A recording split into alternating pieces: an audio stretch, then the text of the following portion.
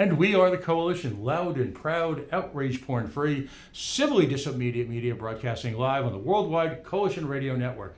Today we are at 225 Dyer Street here in the hearts of La Prave, the naked city, the city with, well, about 300,000 stories. We are at a moment in time in Providence. And what I mean by that is that with the current elections, I believe we are about to see a real disassociation with the city's past. Now, some of the city's past, and as you all know, I love the city. I have a business in this city. I'm here 5-6 days a week. I choose to live in this area and I choose to spend time in Providence because I still believe it is the Renaissance city. But after years of, I'll just say, frustration with the level of management and the level of leadership in the city, I'm not pointing out to the particular current mayor. We enjoy our relationship with Mayor Halores, but just in general, it seems like the city is at a point of well, let's say a directional change. There are decisions to be made about development. There are clearly decisions to be made about the educational systems and availability in the city. There are questions to be made about the economics of this city. Who finances, where it gets funded. Issues still surrounding pension and healthcare issues with the city's employment.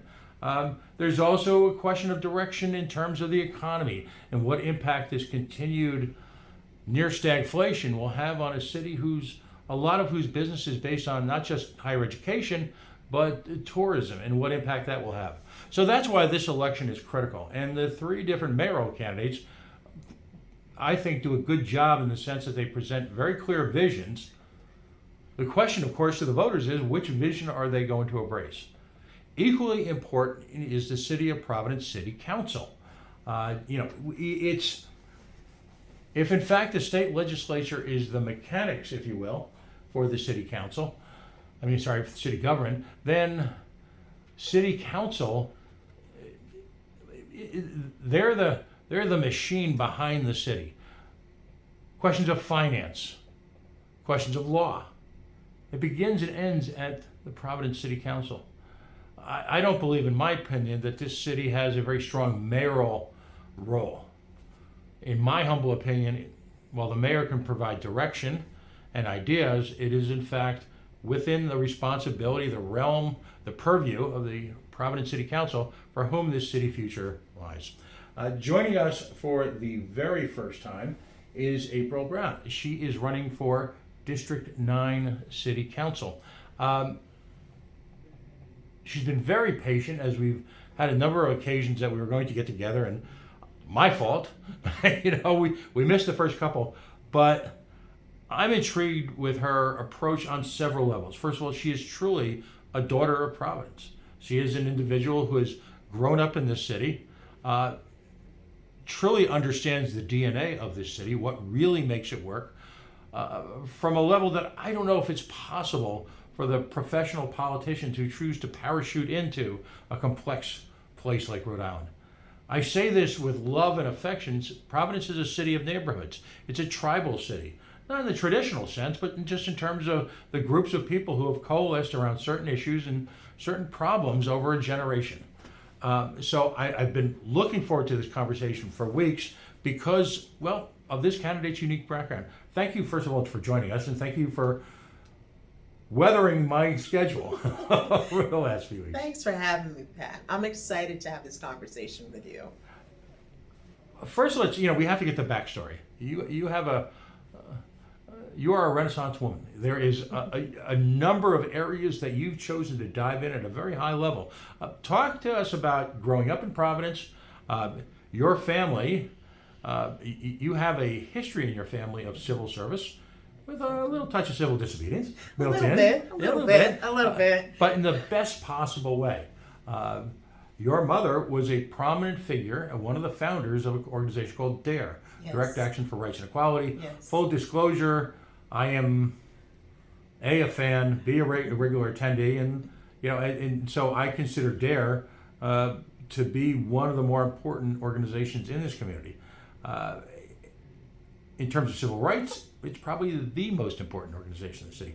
So tell us about growing up in a politically active family and a family committed to civil civil rights, and how you managed to take that and work that into becoming an artist, an actor, a poet, a performer, and also a minister. So for me, I think my mom's direct action activist work was a little bit of an embarrassment to us. My parents were both engineers, and and then all of a sudden my mom decided that she was going to be a part of this organization called DARE. And we thought that DARE was this, was that about drugs? What, mom was trying to fight drugs? But it really changed my relationship to my community, mom's activism. She worked on getting rights for daycare providers. She worked on getting rights for people who had been formerly incarcerated. And it helped me understand not just the diversity of the community, but the humanity of the community, and also how rights are something that we have to fight for at every level, because as people we become complacent. And for about 25-30 years my mom did this work. But before we get to my mother, you have to think about my grandmother. My grandmother was a lifelong social worker at John Hope Settlement House, and my Uncle Freddie was kind of an activist in his own way, a kind of a gentleman activist, and founded a lot of nonprofit organizations like Rhode Island Black Heritage and the Providence Preservation Society. So in my family, there is definitely this thread about understanding that when you live, you also have to be able to serve. And so that's what this kind of run feels like for me, an opportunity to serve my community in a deeper and wider way.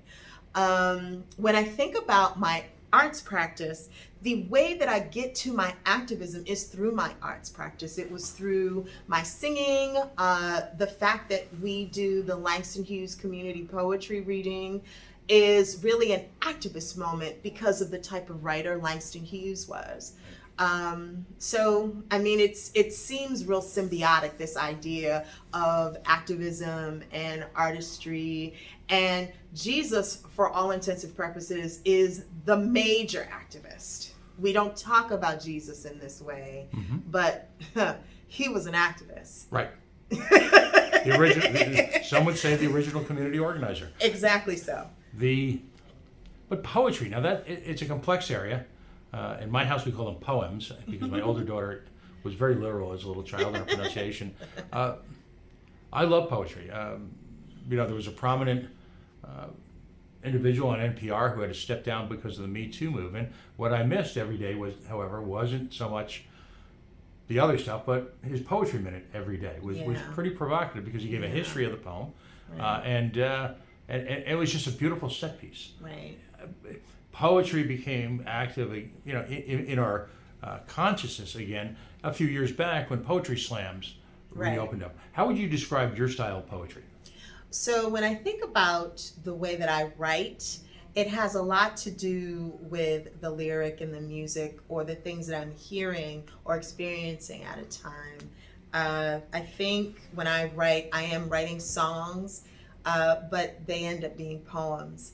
And I think a lot of that has to do with the influence of Langston Hughes in my life. Just this past weekend, when we celebrated Emancipation Day in Rhode Island, we at a church presented the poem Let America Be America Again. And what's so important about that particular poem is the truth telling and the aspiration. That's all in one rhapsody, right? And so those are the things when I think about how I write. That's what I like to reflect on. What is the truth in the moment, but what is the aspiration? What is the wish? What is the dream? What is the hope? I live a lot in hope. And early on in that pre-conversation, me being a cynic, you being a hopeful person, came full fair. How do you find that poetry works with young people? I'm old enough to remember and I'm from the New York City area originally, Alphabet City, Africa Bambaataa, early hip hop rap days where and rap clearly in its origins was a form, in my humble opinion, please correct me if you differ, of poetry, if you will. It is. Set to music, set to beat, and the use of language, often provocative, spoke clearly to young people in the 80s. And again, Agreed. I'm a little older. How is poetry working with young people now?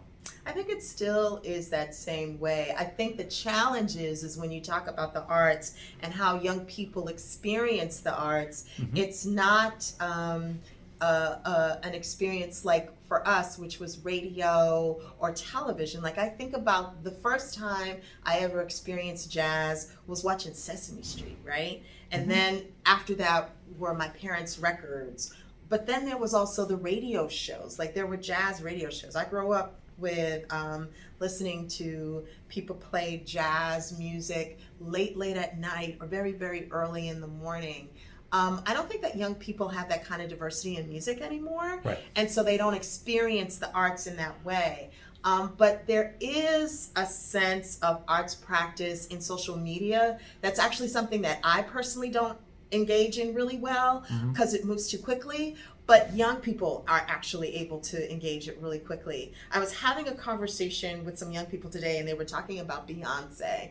And, they asked me, "Are you a fan of Beyonce?" And I said, "I'm not a fan, but I don't dislike her, because what we are witnessing with her is her arts practice, and she's growing, right? And the ability for her to last as long as she's lasted and to see her evolve is good for young people to see, because then they can see actually an arts practice. And that's the whole point of having an arts practice, the idea of evolution. How you are in your 20s should not be how you are in your 30s. Your art should look different. The things you're saying and thinking about should look different. And as you enter your 40s, these things should also change. And by the time you're 50s and 60s, you should also feel very differently than you did at your 20s.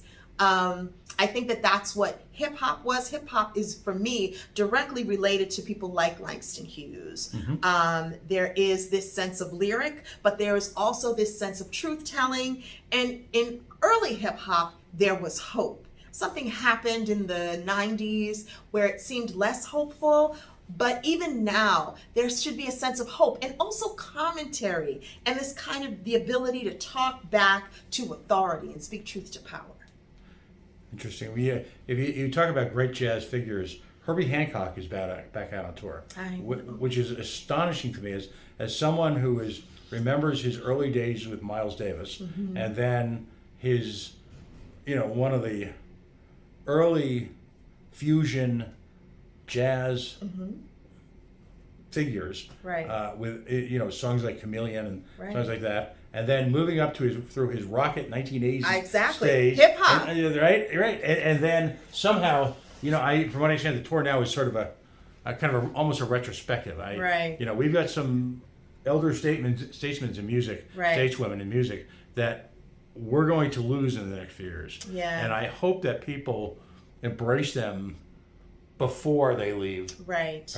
Miles Davis was a controversial figure who was never truly accepted by white America. Right. And because of, let's just say Miles Smiles may be one of the most ironic album titles in history.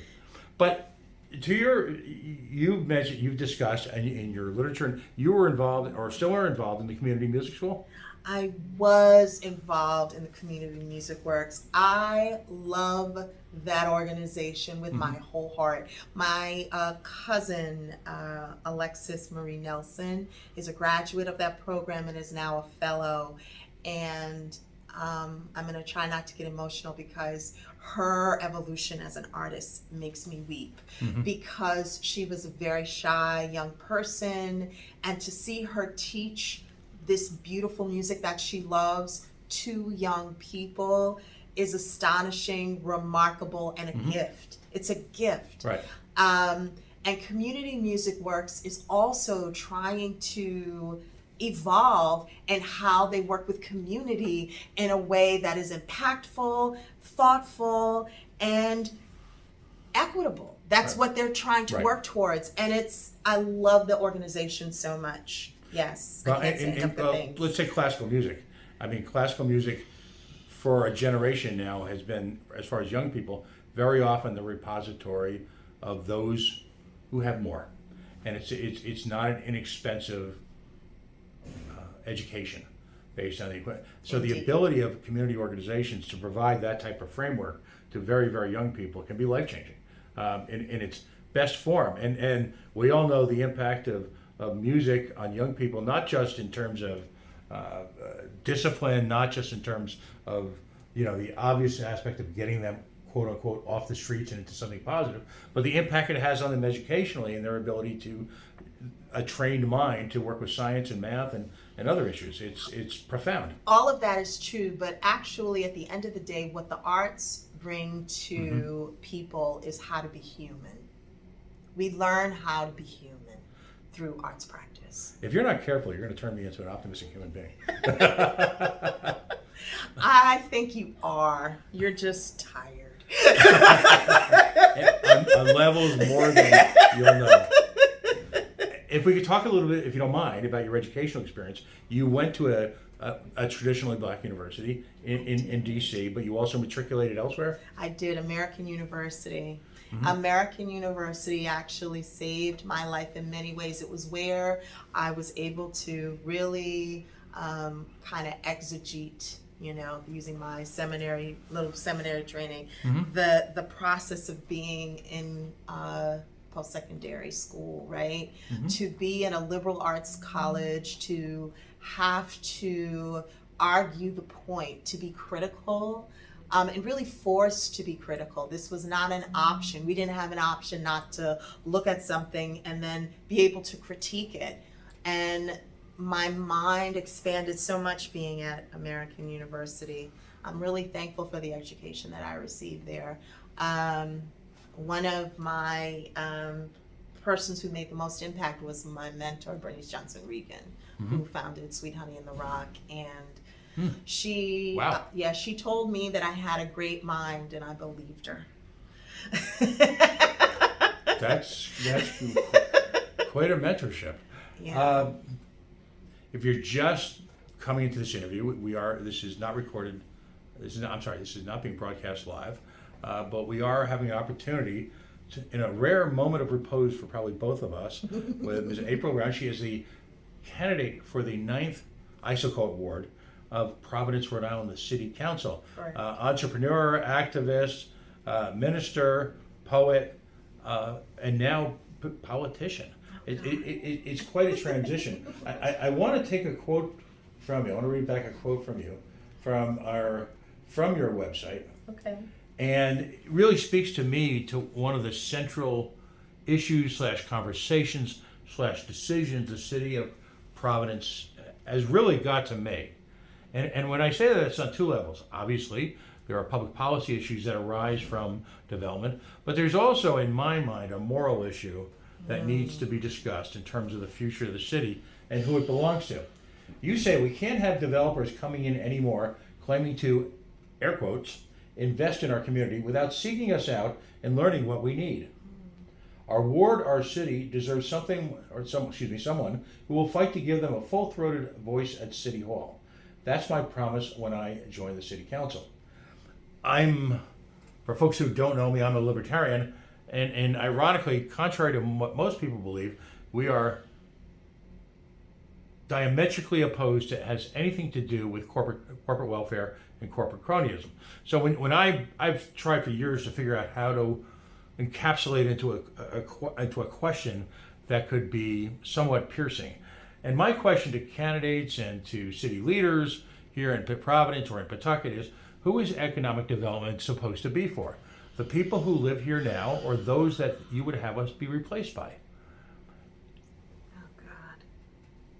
What do you think? So, today was a hard day when I found out some information about what's going to happen to the former Urban League and about how city planners are going to build apartments. And you're just like, who said? Why would you do that?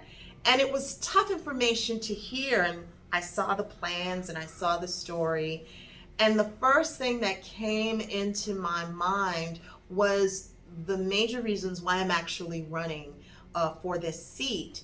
There's a historical Black church on Adelaide Avenue, Hood Memorial AME Church, and a developer came in and he was going to make micro lofts. Who is coming to live in micro lofts on Adelaide Avenue in the middle of Ward 9? It is not the people who are currently there. Right. And how dare you sidetrack the councilwoman and the city council and just helicopter in? It is problematic when economic development does not engage the people who currently live in the community you want to so-called develop, because that is called gentrification. That is not investment, and it is an act of violence, in fact. And so when things like this happen, you don't have to wonder why people feel the way they feel, because they have been violated. The idea that you're going to come in and give us this thing that we didn't ask for, take your gift and get out. That's what I know a lot of my people feel in my community about a lot of things that are happening. People have opinions and we don't always agree, but there is a path road to consensus. And currently we don't have political leaders that have the will or the desire to talk to the people who live there, talk to their neighbors, ask them a question and get an answer, and then do what you have been told to do. I'm trying not to be upset. There were about 7 times I could have sworn, but I kept it together. So let's take it the next level. Many of these developers are not acting in a, let's just say gently, a pure free market sense. What's baffling to me, and I'd like your reaction to this, what's baffling to me is that this city abounds with TSAs, tax stabilization agreements. And you've got a city that's financially, and when I say this, not spiritually, but financially broken. Yes. This city is beyond despair on a financial level. I love this city. Have I said that before in this conversation? I do too. I can't think of, and I'm someone from the New York City area. I would rather be here on most days than in Manhattan, certainly Boston, and legitimately just about any other city in this country. If I meet tourists all the time, and people call me like a chamber of commerce or something, because I'm adamantly telling them where they need to go to breakfast, where they need to, make sure you don't miss the Rizzi Museum. It's an international gem that's not talked about often enough in this city. Things like that. So you have this fabulous place. Because what happens is when you're a leader, sometimes elected, or in my case, maybe self-appointed, you tend, one of the weapons they use against you is that you're negative. If you don't like it here, why don't you leave? No, I ain't leaving. Right. I'm telling you, I'm not going. Okay. So you sound like my mother. The idea, you haven't asked a question, but I'm going to respond to what you've said. And truly what you're talking about is this idea of we have to change our parochial sensibility. We're in New England. We are not Boston. We are not Washington, D.C. We're not Oakland, San Francisco, Miami, Dallas. And what seems to be happening economically is this idea that we are going to bring the people from the suburbs back into the city because that will save us. In fact, that's just not true. What will save us is making and amplifying the things that make us what we are, right? Right? So we talk about being the creative capital, and I had this argument with someone about how then why don't we really do it? It's just a ploy. I said, no, it's not a ploy. It's about investing. What we're talking about is looking at the city budget and thinking about, okay, so how do we invest? We got these opera funds. Let's try and invest the money into the people and not let them go into bureaucratic notions of how to help the city. When you talk about finances here in this town, there's some work that has to be done, but we are not at the brink that everybody seems to say that we are. This decision to try and attempt to do something about the pension, it was a good attempt. It's not the best attempt, and there are more conversations that need to happen. But it wasn't kind of the kick the can that's been happening under the past two mayoral administrations, right? So let's give this current mayor that kudos, right? But also, I think we are so uncreative about how to do things in an economic way. We have economists, we have Brown University, we have economists who have ideas about how we can do better in this city so that we're not suffering financially. But what we are lacking is political will, some damn courage. You got me. And I think for me, I'm interested in a city council that has some courage, that wants to be creative, that wants to look at things through an environmental justice lens that is more than just the air, the grass, and the trees, but actually investing in the people, right? Because that's how you get justice, by taking people from the margins, asking them, what do you think the solution is? It's not hard, but it does take courage and it does take political will. And that's what we need some more of. And the only way that that happens, actually, Pat, is if you have people who are not the status quo type of folks, right? People who maybe don't look so much like you and maybe look more like me, who have had to live their lives being creative, right? People who may not have had access to things. Maybe people who are not as mobile. Those are people who actually have solutions, and bringing them into the fold, asking them, what do you think? And then maybe trying this out. One of the things I'd like to give this mayor kudos for as well, and it's just a small example, and my personal opinion is that our current mayor, in the coming years, people will see how right he was about a number of issues that he was derided for, I think unfairly, by a media that's tried to turn him into a caricature. And I'll just use an example of South Water Street as a perfect example. Now, if you don't live in Providence and you work here and then you get the hell out of town as fast as you can at 5 o'clock, time to go home to Bedrock, right? All right? Then what he did along the river was an abomination. Now, if you live in Providence and have to deal with these highways through the center of town, and you took that neighborhood and extended a bike lane and put the people in closer connection with the greenway that's there, and also most economic experts will tell you that traffic calming techniques are actually great for the businesses that are there, because people are more likely to stop and engage with. I think the only thing I could fault him in that was his early communication on it. Well, I think that there's more than that, right? Because so traffic calming is important, right? Bike lanes are challenging because bike lanes usually are a code word for gentrification, right? And people can say whatever they want to say, but that's true.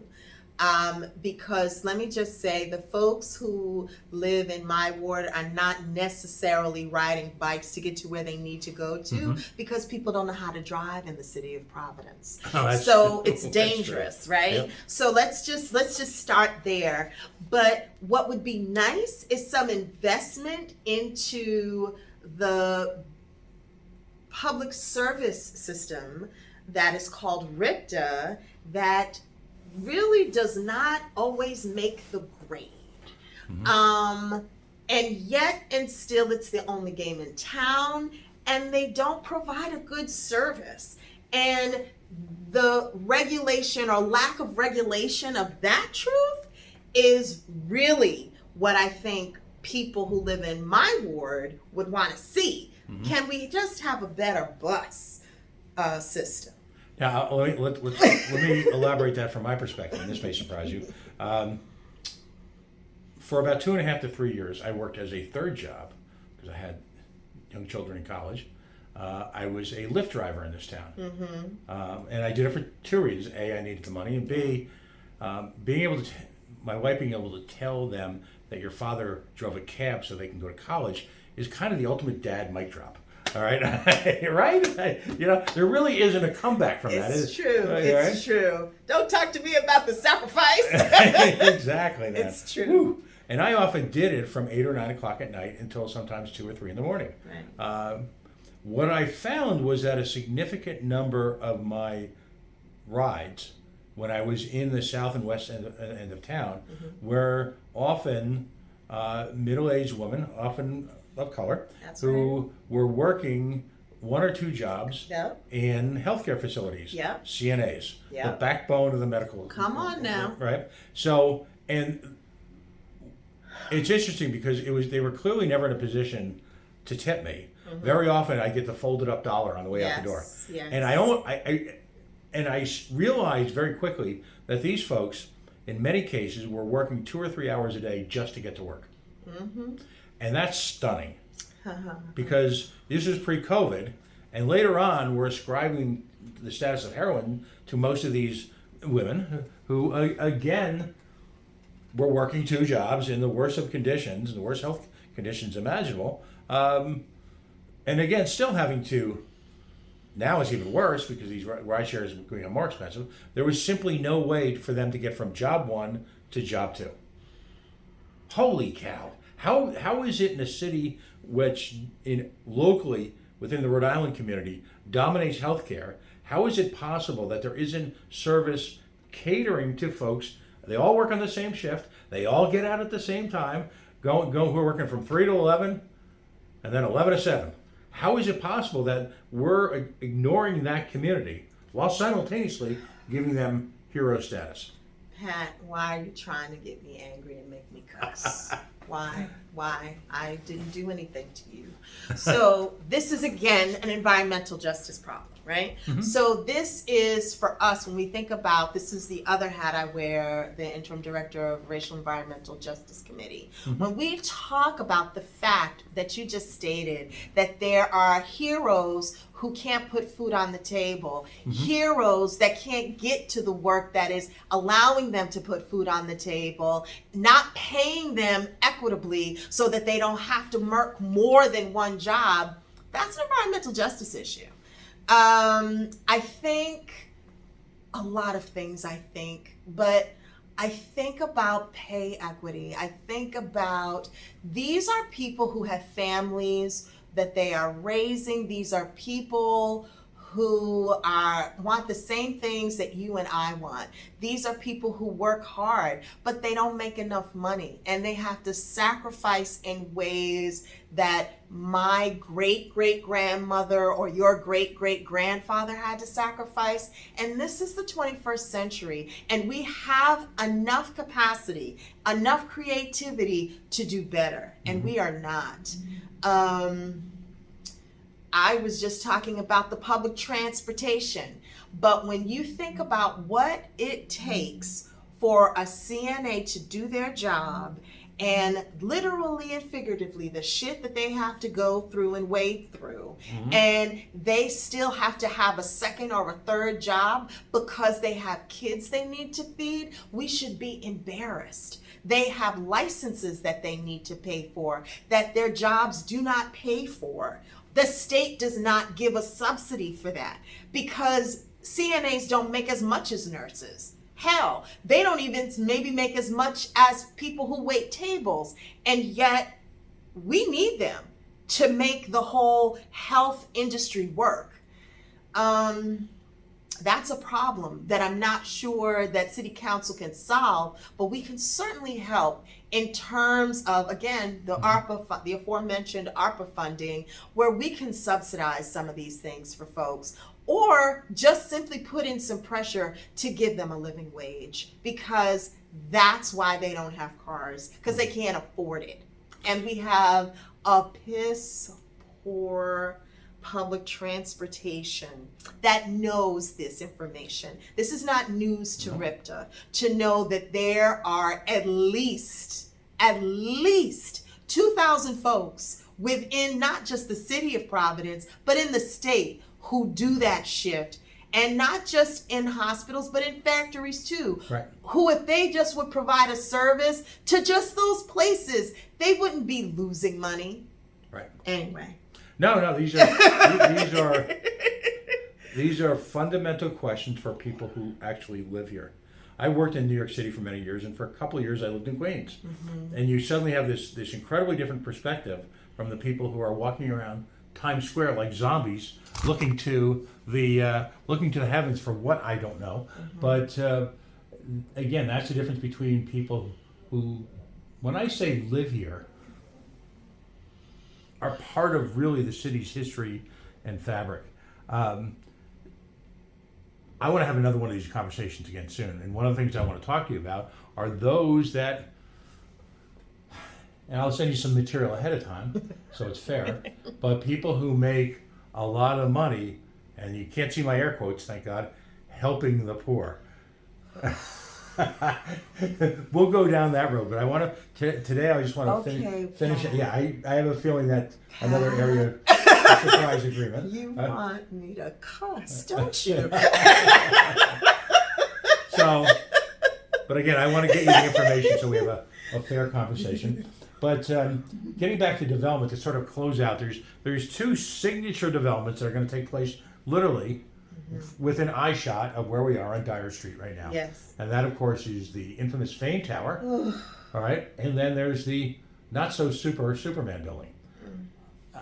I have to ask you, I mean, from my own history, full disclosure, an organization that I was formerly chair of actually ran picket lines the last go around with development against taxpayer subsidies of what has turned out to be a failed investment by someone who is inordinately wealthy. So my question is, the notion of the city of Providence writing a $5 million check to support a building which purportedly is going to get twice the tax stabilization agreement that normal buildings get, which, by the way, most of them are too much also, before we get into that, is just astonishing to me. And I had the opportunity to ask the developer at a governor's press conference, I said, why do you think it's appropriate for the city of Providence to bail out your failed real estate investment? Mm-hmm. At which point he turned very pink. He's Irish too. Mm-hmm. We turn red, we turn pink. All right? It's really not very appealing. And then walked away from the stage and let his PR flack handle the question because he was visibly angry. But I ask you that same question. Why is there this notion that we have to give developers money? We live in an amazing city. For all its issues and challenges, and I know my suburban friends will torture me on this, but I can't think of a better place to do business and work anywhere, just about anywhere in America. I'm going to tell you something. The Fame Tower is something that I can't talk about and be civil, right? But what I can say is that it's not done yet. And there are a lot of things between now and then that can happen, could happen.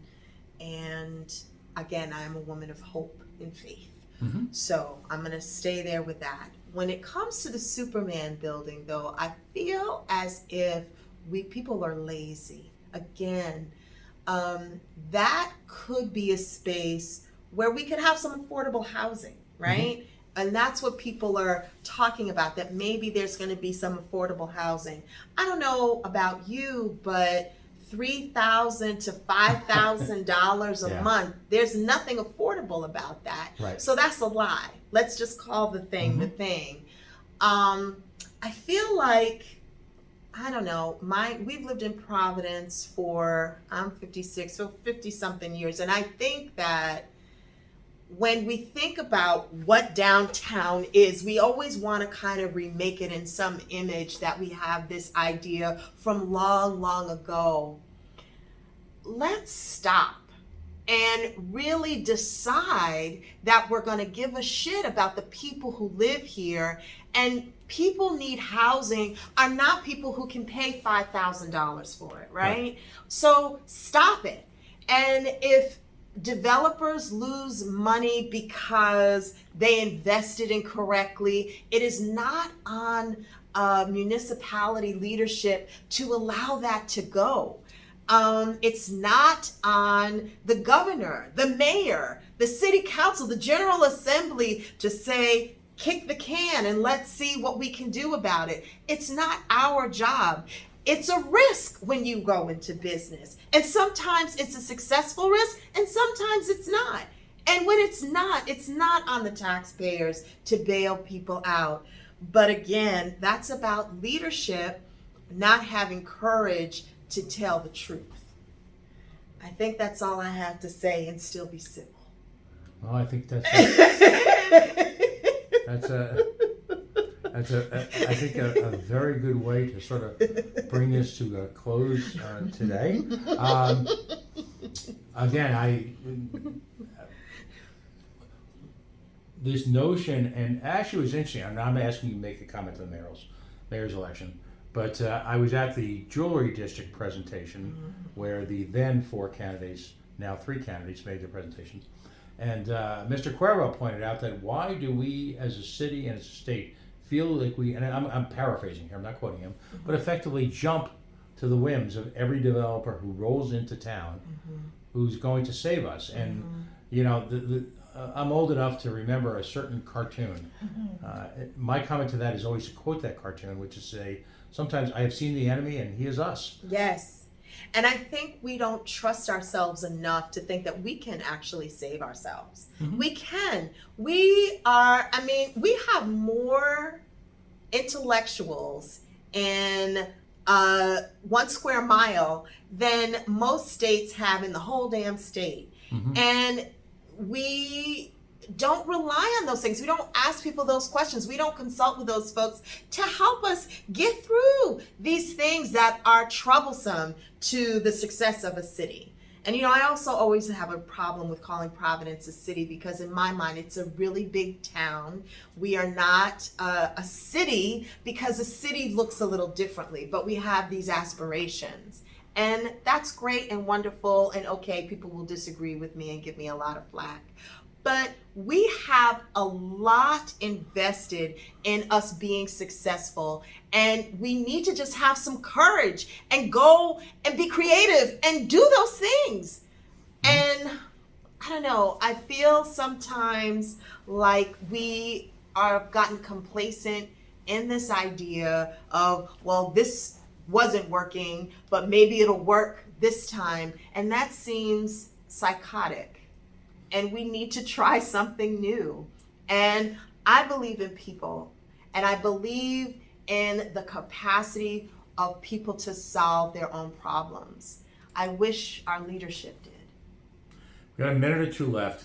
I always ask people at the very end of any conversation like this to engage in what I lovingly, admirably refer to as shameless self-promotion. So tell folks where they can find you on the web, your name, what you're running for. Give us about a minute blurb on just how folks can find you. So I am April Brown, running for Ward 9 City Council, and my website is aprilforward9.com, as is all of my social media, April for Ward 9.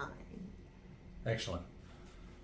Thank you very much. And I want to continue this conversation because I do believe you have a unique voice, both your lived experiences, your professional expertise, and just the way you're courageously willing to take sort of a topside view of some very difficult problems that I call a lot of the stuff third rail issues because no one wants to touch them. And people want to run campaigns from 50,000 feet. And right now, we're not a city or town that needs cliches, populist beliefs, motives. Right now, we need specific answers and specific conversations about difficult problems. We are the Coalition, loud and proud, outrage porn-free, civilly disobedient media broadcasting live on the Worldwide Coalition Radio Network. We are broadcasting today from Dyer Street in the heart, well, of what I lovingly refer to as La Prov, the Naked City. I think there's about 200,000 or 300,000 stories here. We're going to get through all of them by the time we shut this thing down in a couple of years or 10 years or whatever. It's a labor of love. I want to thank our candidate for joining us today and spending this kind of time in the heart of really a chaotic, busy time, both in Providence, both in the news, the issues, and what it takes to campaign in a city like this. Best of luck, and we'll talk to you soon. Thank you, Pat.